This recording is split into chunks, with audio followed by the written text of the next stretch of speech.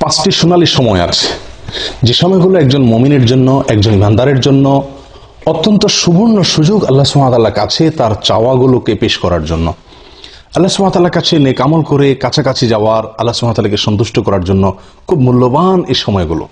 সেই সোনালী পাঁচটি সময় কখন? তার প্রথমটি হলো জোহরের সময়। মুসনাদে আহমদের এক হাদিসে বর্ণিত আছে, নবী সাল্লাল্লাহু আলাইহি ওয়াসাল্লাম জোহরের ফরজের আগে 4 রাকাত সুন্নাত সালাত নিয়মিত পড়তেন। কোন সাহাবী তাকে প্রশ্ন করলেন, ইয়া রাসূলুল্লাহ, আমরা আপনাকে দেখি সবসময় আপনি সালাতটি নিয়মিত আদায় করেন, এই 4 রাকাত সালাত কখনো ছাড়েন না, এর হেতু কি, রহস্য কি? নবী সাল্লাল্লাহু আলাইহি ওয়াসাল্লাম তখন বললেন তাদেরকে যে, দেখো, যখন সূর্য মধ্য আকাশ থেকে, ঠিক আকাশের সেন্টার পয়েন্ট থেকে পশ্চিম দিকে ঢলে পড়ে, অর্থাৎ জোহরের সময় শুরু হয়, তখন আল্লাহ সুবহানাহু ওয়া তাআলা আসমানের সমস্ত দুয়ারসমূহ খুলে দেন, সমস্ত দুয়ারসমূহ খুলে দেন এবং সেগুলো আর তিনি বন্ধ করেন না জোহরের সালাত শেষ হওয়া পর্যন্ত। ফাউহিব্বু আন ইউসআদা লি ফিহা খায়র, তো আমি চাই, আমার কাছে ভালো লাগে, আমার পছন্দ হয় যে এই সময়ে আল্লাহ যখন আসমানের দুয়ারসমূহ খুলে দেন, এই সময়ে আমার কোনো নেক আমল যেন উপরে ওঠে, সেজন্য আমি নিয়মিত এই 4 রাকাত সুন্নাত আদায় করে থাকি।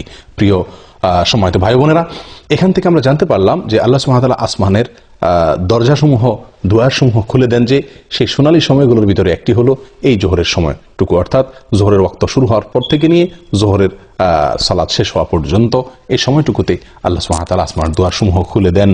এবং এর পাশাপাশি আমরা নিয়মিত হয়তো অনেকেই আলহামদুলিল্লাহ জোহরের রাতের এই সুন্নাত সালাত আদায় করি, কিন্তু হয়তো কয়জন লক্ষ্যই করি না আমরা যে এই সময়টুকু আসমান এর দরজাসমূহ আল্লাহ সুবহানাহু ওয়া তাআলা খুলে দেন। সেই কথা মাথায় রেখে যদি আমরা সালাত আদায় করি, এবং নবী সাল্লাল্লাহু আলাইহি সাল্লামের প্রিয় ছিল যে এই সময় কোনো নেক আমল যেন উপরে ওঠে, আর সেদিকে তাকায় যদি আমরা ওই 4 রাকাত সুন্নাত আদায় করি, নিঃসন্দেহে সেখানে ভিন্ন রকমের স্বাদ, ভিন্ন রকমের মাত্রা আমরা অনুভব করতে থাকবো। এইগুলো এক সময় জোহরের সময় আল্লাহ সুবহানাহু ওয়া তাআলা আসমানের দুয়ারসমূহ খুলে দেন, যেটি মুসনাদে আহমদের হাদিসে বর্ণিত হয়েছে বিশুদ্ধ সূত্রে। নাম্বার 2, আজানের পরের যে সময়টুকু, আজানের পরপর কিছু সময়, এই সময়ও আল্লাহ সুবহানাহু ওয়া তাআলা আসমানের দুয়ারসমূহ খুলে দেন। নবী সাল্লাল্লাহু আলাইহি সাল্লাম থেকে বর্ণিত হয়েছে সহিহ তারগীব ওয়া তারহিবের ভিতরে এসে হাদিস, তিনি ইরশাদ করেছেন, ইযা নুদিয়া বিস-সালাহ, যখন সালাতের জন্য আহ্বান করা হয়, আজান দেওয়া হয়, ফুতিহাত আবওয়াবুস সামা ওয়াস্তুজিবাদ দুআ, তখন আসমানের দুয়ারসমূহ খুলে দেওয়া হয় এবং বান্দার দোয়া কবুল করা হয়। দোয়ার নির্দিষ্ট কোনো পদ্ধতি, ধরা বাঁধা কোনো সিস্টেম এখানে বর্ণিত নাই, বরং মনের যে কোনো চাওয়াকে মনে মনে আল্লাহ সুবহানাহু ওয়া তাআলার কাছে পেশ করার জন্য মূল্যবান একটি সময় হলো এটি, অর্থাৎ আজানের পরবর্তী সময়টুকু। এটিও সোনালী 5টি সময়ের দ্বিতীয় এবং গুরুত্বপূর্ণ একটি সময়, আজানের পরবর্তী সময়টুকু। 3 নম্বর যে সময়টি সোনালী 5টি সময়ের ভিতরে, সেটি হলো এক সালাতের পরে অপর সালাতের জন্য যখন মানুষ অপেক্ষা করে, এই সময়টুকু, এটিও খুব গুরুত্বপূর্ণ একটি সময়। সূরা ইবনে মাজাহ হাদিসে বর্ণিত হয়ে আসছে, নবী সাল্লাল্লাহু আলাইহি সাল্লাম বলেন, আবশিরু হাযা রাব্বুকুম, তোমরা সুসংবাদ গ্রহণ করো, এই যে তোমাদের রব কদ ফাতাহা বাবাম মিন আবওয়াবিস সামা, আসমানের দুয়ারসমূহের মধ্যে থেকে একটি দরজা তিনি খুলে দিয়েছেন, এবং ইউবাহি বিকুমুল মালাইকা, তোমাদের নিয়ে ফেরেশতাদের সঙ্গে তিনি গর্ব করছেন, বলছেন যে দেখো, আমার বান্দারা আমার নির্ধারিত ফরজ সালাত আদায় করার পরে অন্য ফরজের জন্য তারা অপেক্ষা করছে। প্রিয় বন্ধু, তাহলে এক ফরজ আদায়ের পরে অন্য ফরজের জন্য যখন মানুষ অপেক্ষা থাকে, ওই সময় আল্লাহ সুবহানাহু ওয়া তাআলা আসমানের দুয়ার খুলে দেন। এটিও সোনালী সময়সমূহের মধ্যে থেকে একটি। নাম্বার 4, ভোর রাত বা রাতের শেষ প্রহর, এটি অত্যন্ত মূল্যবান সময়ের মধ্যে থেকে একটি।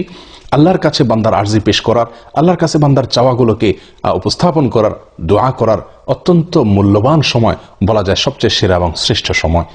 নবী সাল্লাল্লাহু আলাইহি সাল্লাম ইরশাদ করেছেন, এই সময় আল্লাহ সুবহানাহু ওয়া তাআলা আসমানের দুয়ারসমূহকে খুলে দেন এবং একজন ঘোষণা দিতে থাকে, আছে কি কোনো প্রার্থনাকারী যে চাইবে, প্রার্থনা করবে, আল্লাহ তাআলা তার প্রার্থনা মঞ্জুর করবেন? আছে কি কোনো বিপদগ্রস্ত যে ব্যক্তি বিপদে পড়ে আছে, সে আল্লাহর কাছে মুক্তি চাইবে, আল্লাহ তাআলা তাকে মুক্তি দান করবেন? এভাবে যে কোনো মুসলিম এই সময় দোয়া করলে আল্লাহ তাআলা দোয়া কবুল করেন এবং আসমানের দুয়ারসমূহ খুলে দিয়ে রাখেন দোয়া কবুলের জন্য। তবে 2 শ্রেণীর ব্যক্তিকে আল্লাহ তাআলা এই সময় তাদের দোয়া কবুল করেন না। তার ভিতরে হলো, এক ব্যক্তি হলেন যিনি পেশাদার ব্যভিচারিণী মহিলা, সে, আর দ্বিতীয়ত হলো যে লোক ব্যবসায়ীদের কাছ থেকে চাঁদাবাজি করে, ব্যবসায়ীদের কাছ থেকে চাঁদা আরোপ করে অর্থ আত্মসাৎ করে, এই ব্যক্তি এবং পেশাদার ব্যভিচারিণী, এই 2 ব্যক্তি ছাড়া আল্লাহ সুবহানাহু ওয়া তাআলা তাদেরকে তওবা করার পরে তাদেরটাও আল্লাহ তাআলা মাফ করেন। এই 2 ব্যক্তি ছাড়া, এই 2 কাজে লিপ্ত থাকলে, সেই ব্যক্তিরা ছাড়া আর অন্য সময়ের দোয়াকে আল্লাহ তাআলা কবুল করেন এবং আসমানের দুয়ার আল্লাহ তাআলা খুলে দেন।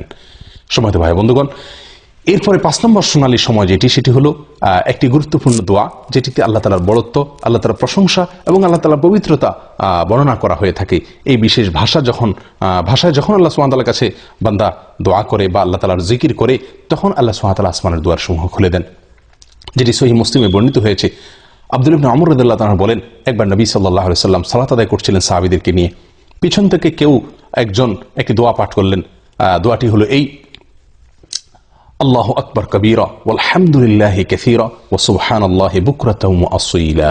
আল্লাহু আকবার কবীরা ওয়ালহামদুলিল্লাহি কাসীরা ওয়া সুবহানাল্লাহি বুকরাতাও ওয়া আসীলা। নবী সাল্লাল্লাহু আলাইহি ওয়াসাল্লাম সালাতের শেষে জিজ্ঞাসা করলেন, মানিল কাইল, কোন ব্যক্তি এই দোয়াটি পাঠ করলেন? তখন যিনি পাঠ করেছিলেন তিনি বললেন, ইয়া রাসূলুল্লাহ, আমি পাঠ করেছি। নবী সাল্লাল্লাহু আলাইহি ওয়াসাল্লাম তখন বললেন, আমি আশ্চর্যান্বিত হয়ে গেছি, তোমার এই দোয়া পাঠের পর আল্লাহ সুবহানাহু ওয়া তাআলার পক্ষ থেকে আসমানের সমস্ত দুয়ার সমূহ খুলে দেওয়া হয়েছে, এটাকে অভ্যর্থনা জানানোর জন্য, এটাকে ইস্তেকবাল করার জন্য। তখন আব্দুল্লাহ ইবনে আমর রাদিয়াল্লাহু তাআলা বলেন যে এরপর থেকে আমি আর কখনো এই দোয়া পাঠ ছাড়িনি।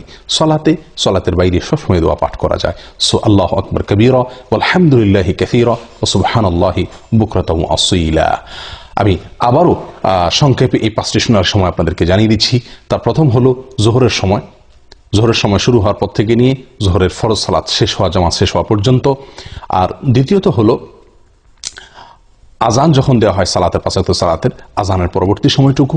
3 নম্বর হলো এক সালাত পড়ার পরে মানুষ যখন অন্য সালাতের জন্য অপেক্ষমান থাকেন ওই সময়টুকু। নাম্বার 4 হলো ভোর রাতের সময়টুকু, রাতের শেষ প্রহর। নাম্বার 5 হলো আল্লাহ সুবহানাহু ওয়া তাআলার প্রশংসায়, তার গুণগানে এই বিশেষ বাক্য আল্লাহু আকবার কবীরা ওয়ালহামদুলিল্লাহি কাসীরা ওয়া সুবহানাল্লাহি বুকরাতাও ওয়া আসীলা, এটা যখন পাঠ করা হয়। আসুন এই 5টি সময়কে, মূল্যবান সময়গুলোকে কাজে লাগানোর চেষ্টা করি।